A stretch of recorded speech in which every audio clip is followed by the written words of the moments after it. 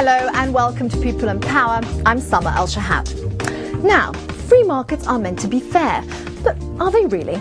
The smallest investor in the stock market is meant to face the same odds as the richest. That's what makes free markets, well, free. And free markets are also meant to provide all participants with the same information about stocks, bonds and currencies.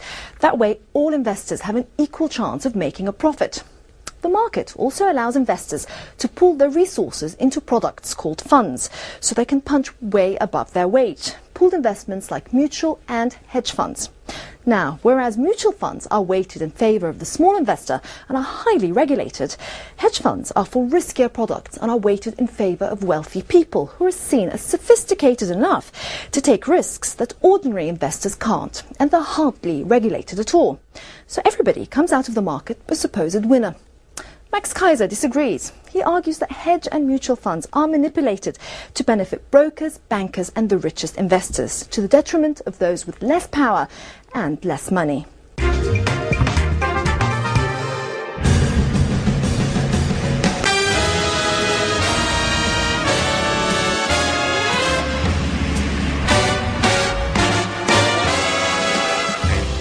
Free markets. We're told they'll bring prosperity and freedom to all. Let the markets decide and we'll all be rich.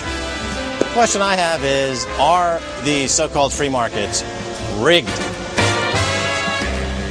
Check kiting, bear rating, front running, backdating, look back trading, pump and dumping, wash sales, match sales, blank check IPOs, parking stock, painting the tape, market timing, late trading, shearing, spring loading, bullet dodging, oh, and my favorite, naked short selling. These are just a few of the many, oh so many ways that brokers, bankers, and CEOs use to defraud other market participants. In 1602, right here in Amsterdam, the first stock market started trading. Already, by 1610, market manipulators and insiders are figuring out ingenious ways to take advantage of other market participants.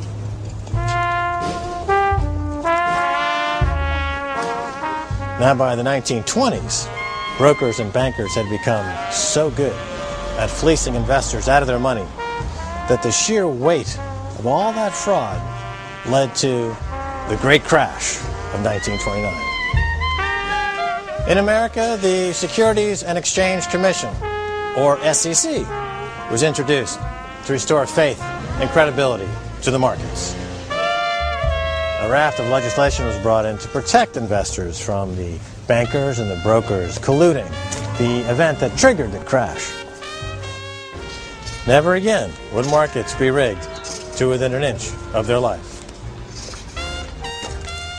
But recently, an SEC insider, Gary Aguirre, has written a remarkable letter to the U.S. Senate. In it, he claims, after studying the effects of what he calls the modern equivalent of the trading scams that led up to the 1929 crash, a repeat. That's right. Gary Aguirre, SEC insider, believes that we are facing once again market conditions that are almost exactly the same as, you guessed it, 1929.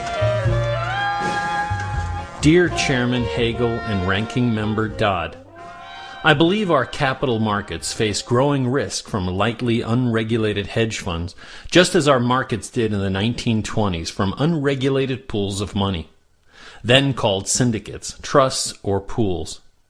Those unregulated pools were instrumental in delivering the 1929 crash. There is growing evidence that today's pools, hedge funds, have advanced and refined the practice of manipulating and cheating other market participants. They are basically means tested, where people have to have X amount of net worth before they're allowed to play the game.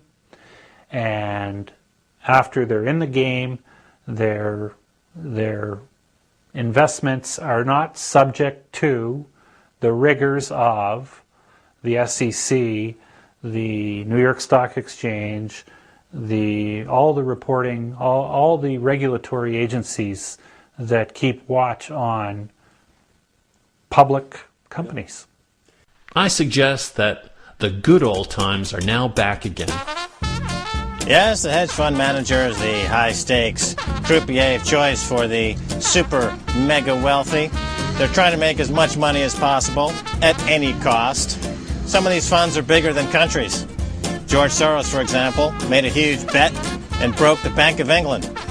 The concern about hedge funds is that because they're so leveraged, in other words, for every $1 in capital invested by the shareholders in a hedge fund, they may borrow $10 or even $20 of capital from banks. If that hedge fund gets into trouble, that could put the banks potentially into trouble, and that's the concern. So how do hedge funds make so much money so consistently? Well, it's all about risk management and leverage. For example, a hedge fund might borrow $1 million to make a bet they'll roll snake eyes, while simultaneously borrowing another $900,000, making a bet that they won't throw snake eyes. Well, if they do throw snake eyes, they make $100,000. That's $1 million minus the $900,000 cost of the hedge. If they don't throw snake eyes, well, the $900,000 will pay off at $1 million. So it's really a matter of heads they win big, tails they don't lose. With odds like this, hedge fund managers never lose. Hedge fund trading now dominates the nation's capital markets. The $2 trillion under hedge fund management are on steroids. They recycle at high velocity through the markets. With that $2 trillion, hedge funds execute up to 50% of the daily trading on the $21 trillion New York Stock Exchange. This trading is the matrix for future financial crisis. Hedge funds allow financial institutions to offload risk that they don't want to carry on their balance sheet to people who are willing, ready, and able to assume that risk. There are others who would argue that this is a shell game, and this is a means by which banks or broker-dealers or people who originate risk can sweep the risk under the carpet. All of the shenanigans with hedge funds is not unknown. It's well documented. People understand that they're getting ripped off. Where are the regulatory authorities?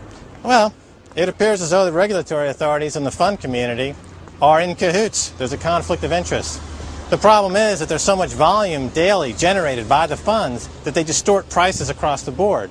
So the little guy gets hurt, caught in the crossfire of these huge funds shooting at each other using massive bets. It's almost a form of collective punishment for the little guy. So how about an example of this collective punishment? By the way, the rich people will tell you that they're sophisticated and therefore don't need to be regulated. I'm not sure I buy that argument. But nevertheless, they have, for example, a technique they use called naked short selling, which means that the hedge funds and the brokers get together and they counterfeit stock. They print up stock that doesn't exist, simultaneously making a bet that the value of the stock goes down. So as they counterfeit more shares and flood the market with counterfeited shares, thus driving the price of the share down, they're guaranteed to make a profit because the profit's based on the share price falling. It's called naked short selling. You would think the regulators would be against it, but they're dragging their feet. Why? What I find amazing about the SEC and their admission that naked short selling occurs is when people question them as to who's conducting naked short sales, as in who are the participants in naked short selling, who are the brokers that are involved in naked short selling, who are the brokerage firms that are sending counterfeit IOUs for ownership of stock. And the SEC doesn't want to publicly disclose who the perpetrators are. It's a real issue because, in theory, the big manipulations that we saw back in the 19th century were as a result of not having share certificates, and you were effectively doing naked short selling. And this process has somehow reemerged in recent years, and the authorities seem to have allowed it to happen. Now, I understand it's being addressed and reviewed by the SEC as well as other regulators, but as I understand also, the practice of naked short selling is still continuing. After the break, Max Keiser continues his unique take on the workings of hedge funds.